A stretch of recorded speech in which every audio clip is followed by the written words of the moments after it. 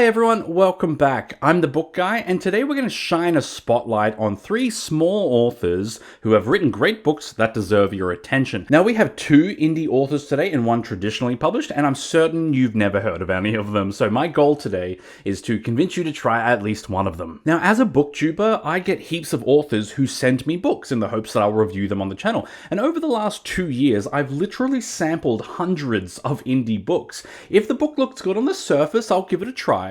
And if it turns out it's a strong novel, I'll include it at some point in a video. So there's an extensive screening process that goes on behind the scenes. This video is not just, here are 3 books I read, look at me, because I've read a few that I don't like, and I just don't make negative reviews. Like, what's the point of doing that for indie authors? No, these books had to meet a pretty high standard to make the cut, so you know they're good. So these are our 3 options for the day. First, we have Kavithri by our traditional author Aman J. Bedi. This is a dark fantasy about a young girl from a race of mighty warriors who were defeated in the past. Now she lives as a hated minority within their conqueror's society. This has beautiful writing, a ton of violence, and deep themes of prejudice and oppression. Then we have Ghosts of Nothing by Cecily Walters. This is an urban fantasy about a small town that is haunted, not by ghosts, but by fairies. Our young heroine needs to play a deadly game with the Fae in order to break her family curse, and in doing so she will uncover terrible secrets about her own family and the town itself. And finally, Zervana by Brady Sanders. This is an epic sci-fi space adventure about a young girl and her shape-shifting animal companion who are daring space pirates. They steal from the evil corporation that monopolizes all space travel, until one robbery goes horribly wrong and they have to go on the run. So those are the 3 books we're discussing today. If you like the sound of one of them in particular, feel free to skip straight to that segment using the timestamps below. Otherwise, let's go through them all one by one, spoiler free, and look at the strengths and weaknesses of each book. This dark fantasy is very similar in style to The Poppy War or The Greenbone Saga. Violent, brutal, yet oddly beautiful, with strong, deeper themes and fantastic writing all around. Kavithri is one of the Temu people. Long ago, the Temu were fierce warriors, think like the Spartans, known for their magically strong bodies and their terrifying berserker rage. But they were conquered by the Rayan Empire and now live as the lowest citizens in their society. Kavithri wants to go to the Mage Academy, where she can gain the magical power and social prestige great enough to earn some redemption and freedoms for her people. But everyone she meets will do anything they can to keep a Temu away from the Jinn inside the academy. Yet they're all about to find out what happens if you keep pushing Kavithri down. The first thing you'll notice if you pick up this book is the beautiful prose. Oof, such gorgeous writing,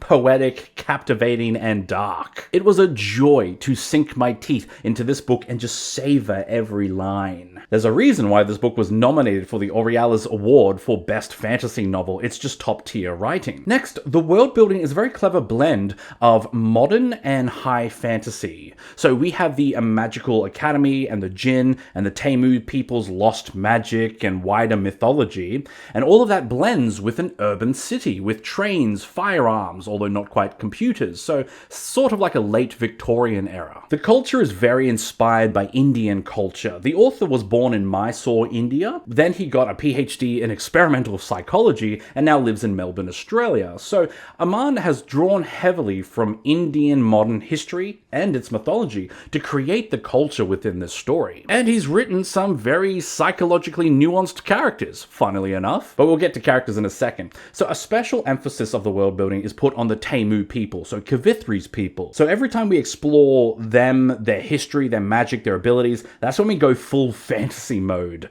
Now, it can be a little bit disjointing sometimes to go from higher concept fantasy back to a more normal modern setting. And sometimes the switch back between urban and high high fantasy gave me a bit of whiplash, to be honest, but both were interesting and integral to the story. So our main character is Kavithri, a teenage girl and one of the hated Temu people. She has her lofty, noble goals of joining the Magic Academy to earn some respect for her people. Yet every single day, people treat her like she is just a violent monster, like a ticking time bomb waiting to go off, like she is one of those ancient berserkers that her people were famous for. So she works really hard to control every facial expression, every tone of voice, every word, to make sure she never looks like a threat. This book is a brilliant study in what it's like to be constantly treated like a monster, and what it does to a person. Kavithri is determined to not be the monster people think she is, and yet she kinda wants to just give in and let it out.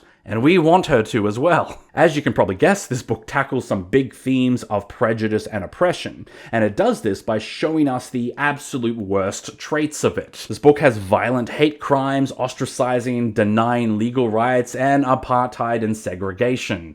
It's historical and brutal. There's a pretty intense content warning for this book, with graphic violence and torture, and even scientific experiments conducted on humans, and some of them made me pretty squeamish. The Rayan Empire seems to have this belief that the Temu people should assimilate or die. Yet even when the Temu try to assimilate, they're punished for it, almost as if the Empire wants them to die anyway. One critique I did have of this book is that there is perhaps too much suffering. Now I say perhaps because Kavithri is experiencing racial prejudice, and as a white guy, I do not have first-hand experience of that. So another person of color might read this book and think, oh yeah, that's my every Tuesday. But even so, if your main character has too much suffering, it can make the reader lose sympathy with them. As an aside, Brandon Sanderson teaches that there are 3 ways to make people care about a character, is to give your character a want, or undeserved suffering, or make them competent. And that's really good advice. But if they have too much undeserved suffering, well, I find they can lose points in the competency area. Or a simpler way to put it is too much suffering is depressing. Still, the story comes together with quite a huge crescendo. Kavithri has such a character arc that perfectly links with the plot and the themes of the book. The question is, how do you fight prejudice if you're on the receiving end? Do you be a model citizen? Or do you become the monster they think you are? It's a very satisfying and rich story that's extremely well thought out. This is also just the first book in the Ghosts of Etheran series. The second book came out in March this year, City of Jackals, which I will absolutely be checking out at some point. They're both medium-sized books, so about 440 pages long, and I'll put a link to the author's website in the description below if you want to grab your copy. This is our urban fantasy, set in a small American town called Nothing. This book has won multiple awards for its great writing, so just go ahead and set your expectations pretty high for this one. This town is believed to be haunted, and everyone thinks it's the Morrigan family who brought the curse with them when they immigrated from Ireland over a century ago. Our protagonist, young Nellie Morrigan, is a social outcast now. All she wants is the courage to perform on stage with her violin. Yet strange things are happening all around town.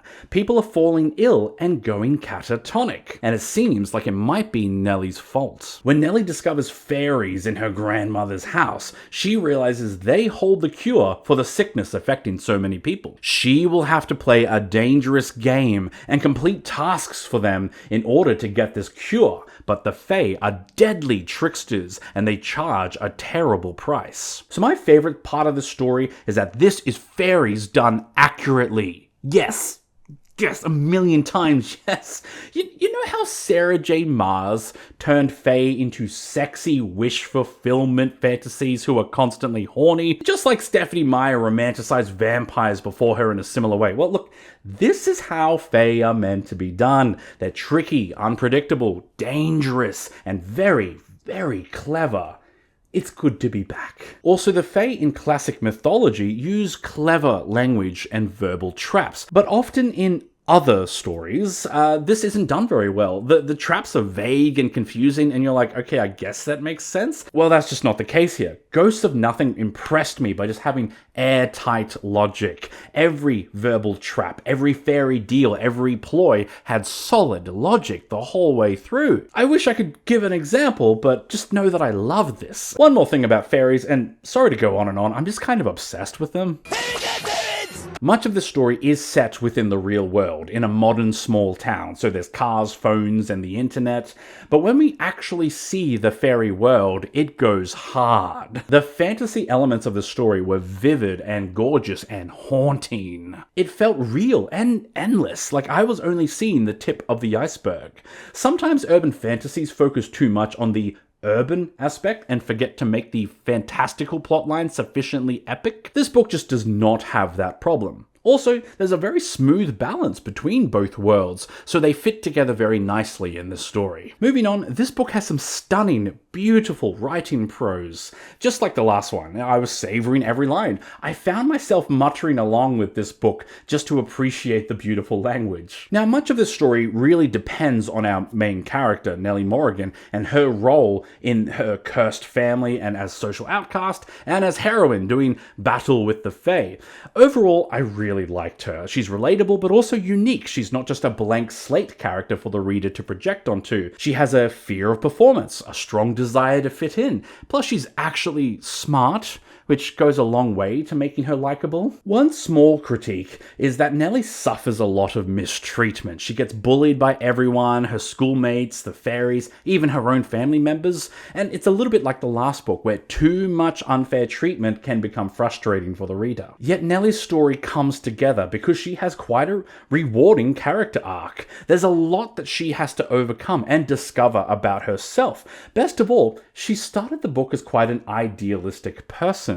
But after dealing with the chaotic fairies and their moral ambiguity, she realizes that she needs to perhaps grow a bit tougher and even a little more ruthless. It's very well handled, and it's exactly the type of character arc I like to see in a story about fairies. That said, this is a pretty short book, and that does mean that a lot of the side characters can be a little bit weaker. The human characters were given just enough characterization to work in the story, but not much more than that. The hard emphasis is on Nellie and the Fae characters, and I think that was the smart choice, but I had still hoped to see a little bit more fleshing out of the human side characters. The plot was very strong too, so Nellie is trying to get the cure from the Fae, and no matter how many new subplots or new characters are introduced, her big goal was just clear in the reader's mind the whole time, so there was so much build-up, and that made the final act all the more rewarding. Plus, there are multiple mystery plot lines and secrets about the whole family curse thing came to be, and what the Fae are truly after. The whole mystery plotline was very well handled, and there was plenty of intrigue and clever clues and surprises. Still, I'll leave it there. Now, if you're interested, this is book 1 of a series that will be called The Weird and the Wicked. Also, the author has a YouTube channel called Scary Fairy Godmother. It's actually really good. It's a bigger channel than mine. There's lots of very well edited videos that tell spooky stories. It's a lot of fun. There'll be a link to her channel below if you want to use that to check out her work. Okay, let's move on to our final book of the day. Last but not least, Zervana, our fun space adventure that packs a lot of heart. Now, this story is about Zervana, a young space pirate woman, and her shape-shifting animal companion, Milo, who is one of the last Misotos in the galaxy. Zervana found him and raised him from birth, and together they steal the precious serum from the evil Gib Corporation. Now, Gib has built gateways that allow teleportation all over the galaxy, but to teleport safely, you have to drink their very expensive serum. Gib monopolizes all travel and exploit people by charging extreme fees for their essential service. That's why Zervana and Milo steal their serum and give it away for free. That is, until one robbery goes terribly wrong. Now, heads up, this book is the first book the author ever wrote, and he's a little bit on the young side, so while I still think this is of high enough quality that I'm fully endorsing it today, it does have a couple of rookie errors, and I'm going to highlight them as we go. But Even though I have some critiques, I just want to make it really clear that Brady Sanders is a name you should watch out for. This guy has a crazy amount of talent, and I would be honored to be the first reviewer to recognize him before his mega success. So keep writing, Brady. Now, the first thing I loved about this book is the author's voice, and that's just a great thing. All three of our books today have wonderful writing. Lucky me. Zervana in particular uses a very strong third-person narrator style that shows us inside the head of our characters. There is just beautiful prose on every page and a strong connection to these characters. It honestly reminded me of Isaac Asimov or Stephen King or Robert Jordan, authors who are really masters of this style. The voice has a strong, clear tone that is equal part logic and emotion, and I really understood these characters and their point of view. This leads to the second thing I loved, our heroes, Zervana and Milo. The two of them and their relationship was the greatest strength of this book. Zervana is a free-spirited adventurer who wants to explore the whole galaxy. I want to be the first one to see them all. She's young, a little reckless, and has big dreams. Yet after the horrible accident at the start of the book, she realizes she has some growing up to do. Now, the shapeshifter Milo ended up being my favorite character in the book. He's very young, almost like a teenager. So he's very sincere, a bit unsure of himself, and honestly, perhaps even a little emotionally unstable. So here's a balance between being likable and being very unpredictable, and I thought that was very well handled. The relationship between them is the driving force of the story, because after the accident they have to find a new direction in life as they go on the run from the law.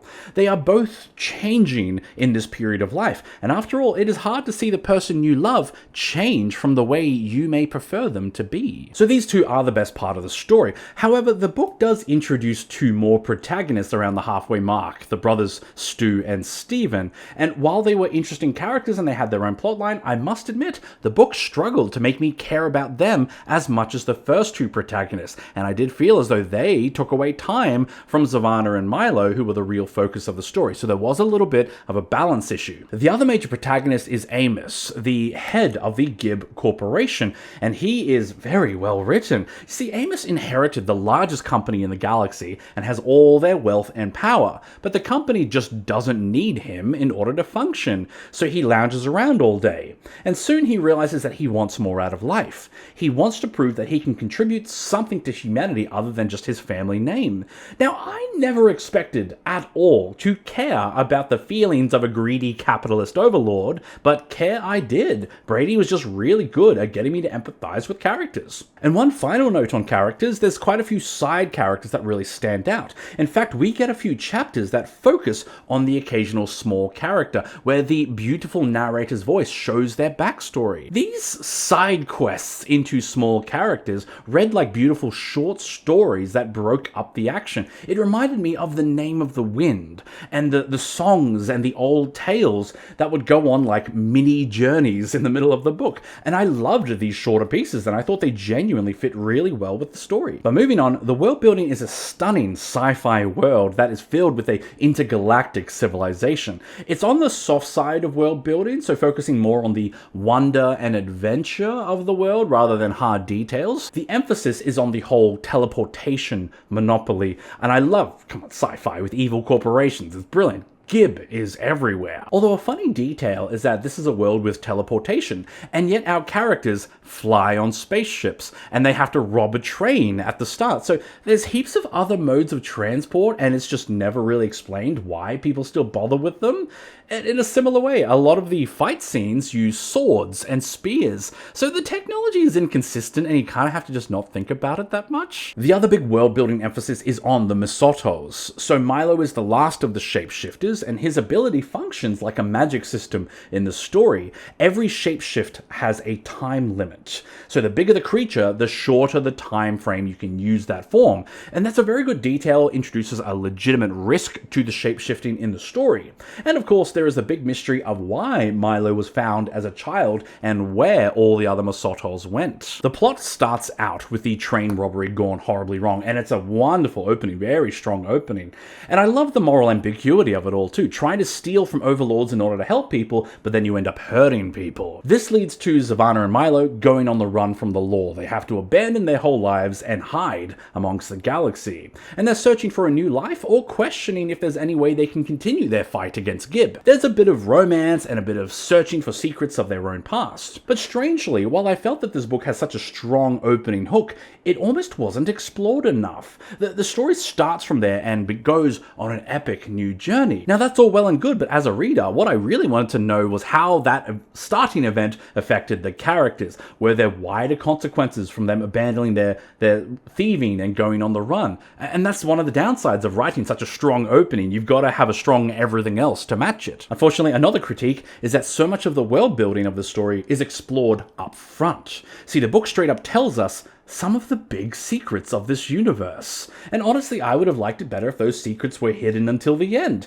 As a writer, there's always a temptation to get all the background context on the page as quickly as possible, but sometimes it's better to hold back. Look at the Cosmere, for example. Sorry, not a Brandon Sanderson example, but the Cosmere has so much world building and magic stuff, but often Sanderson will hold back whole swaths of it. He even turns some of those world building details into reveals and plot twists. I mean, imagine turning your boring old exposition into a whole mystery plot line. So sometimes stories need to actually hold back on a few world building details in order to create a bit more intrigue. And finally, while the ending of this book does work, it's also a little bit random. I felt like the third act had a few strange things introduced. And while there's a lot of morally ambiguous questions throughout the story, I'm not confident that all of them were answered satisfactorily. Still, I do think that the characters were the focus of this book, and in that sense they were definitely handled very well in the final act. I think all of the characters and the gorgeous writing were the big strengths that wowed me most of all about this book, and those aspects of the ending made it all very much worth the read. Personally, I'm eagerly awaiting the next book that this author puts out. There is a short novella, Masito's Holiday. I just realized they're called Masitos.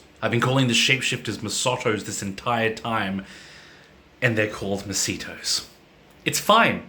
It's fine. There is a link down below to the author's Instagram where you can pick up a copy of Zervana if you wish. So, those are our 3 small authors worth reading today. I hope you'll take the plunge and pick up one of them. Let me know which of those 3 stood out to you the most and why. I'd be very interested to hear. If you want to support the work I do, you can try reading my own urban fantasy series, The Immortal Investigations. You can buy a t-shirt from my shop or follow me on Patreon. Otherwise, subscribe for more book reviews just like this one, and I'll see you again very soon. I hope you enjoy a good book today. Bye!